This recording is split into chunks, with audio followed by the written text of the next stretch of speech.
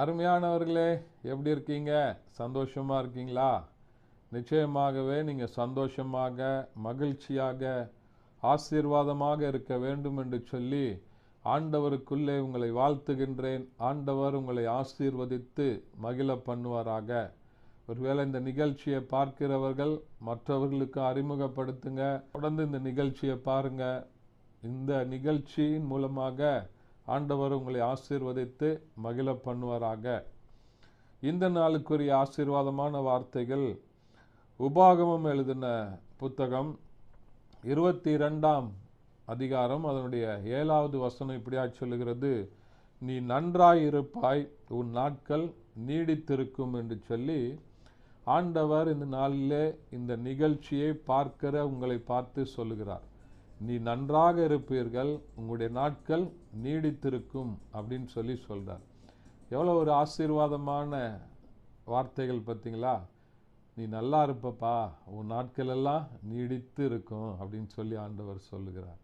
எனக்கு அருமையானவர்களே, நீங்களும் நானும் நல்லா இருக்கணும் அப்படின்னு சொல்லி விருப்பப்படுகிற ஒரு ஆண்டவர், நம்மை உருவாக்கினவர், நமக்காக கல்வாரி சிலுவையில் தன்னுடைய ஜீவனை, சொந்த குமாரனாகிய இயேசு கிறிஸ்துவினுடைய ஜீவனை கொடுத்து அவரை மரித்து உயிரோடு கூட 3வது நாள் எழுப்பின ஆண்டவர் நம்மை பார்த்து சொல்லுகிறார். எதற்காக இயேசுவை இந்த உலகத்திற்கென்று சொல்லி கொடுத்தாரோ, நீங்களும் நானும் நல்லா இருக்கணும், நம்முடைய நாட்கள் நீடித்திருக்க வேண்டும் அப்படின்னு சொல்லி தான் ஆண்டவர் சொல்றார். இந்த அதிகாரத்தில் அதற்கு முன்பாக ஒரு காரியத்தை ஆண்டவர் சொல்லுகிறார்.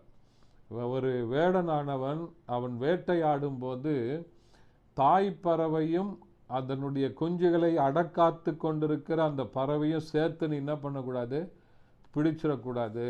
நீ அப்படி ஒரு பறவையை பிடிச்சினா நீ என்ன பண்ணணும்னு சொன்னால், தாயை விட்டு விட்டு நீ அதனுடைய பிள்ளைகளை மாத்திரம் நீ எடுத்துக்கொள்ளலாம் அப்படின்னு சொல்லி, அப்படி நீ செய்யும்போது நீ நன்றாயிருப்பாய், உன்னுடைய நாட்கள் நீடித்திருக்கும் அப்படின்னு சொல்லி ஆண்டவர் சொல்றார். ஏன்னா ஒரு மனுஷனுடைய சூழ்நிலைகளை அறிந்து நம்ம என்ன பண்ணணும், அவர்களுக்கு நன்மை செய்ய வேண்டும், உதவி செய்ய வேண்டும். அப்படி நீ மற்றவர்கள் மேலே ஒரு கரிசனை கொண்டிருக்கும் போது, மற்ற மிருக ஜீவன்கள் மேலே நம்ம கரிசனை கொண்டிருக்கும் போது, உலகத்தில் ஆண்டவரால் படைக்கப்பட்ட எல்லா படைப்பின் மீதும் நம்ம கரிசனையாக, நம்ம மனதுருகி சரியாக நம்ம மனிதாபிமானத்தோடு கூட நம்ம நடந்து கொள்ளும்போது ஆண்டவர் நம்மை பார்த்து சொல்லுகிற ஒரு அருமையான வார்த்தை, நீ நன்றாயிருப்பாய், உன்னுடைய நாட்கள் நீடித்திருக்கும் என்று சொல்லி ஆண்டவர் சொல்லுகிறார். எனக்கு அருமையானவர்களே, நல்லதை செய்வதற்கென்று சொல்லி நாடுவோம். நமக்கு தெரிந்த எல்லாருக்கும் நன்மை செய்ய வேண்டும் என்று சொல்லி நம்ம விருப்பப்படும் போது ஆண்டவர் நம்முடைய நாட்களை நன்றாக ஆசீர்வதித்து நம்மை மகிழ பண்ணுகிறவராய் இருக்கிறார். ஜெபிக்கலாமா?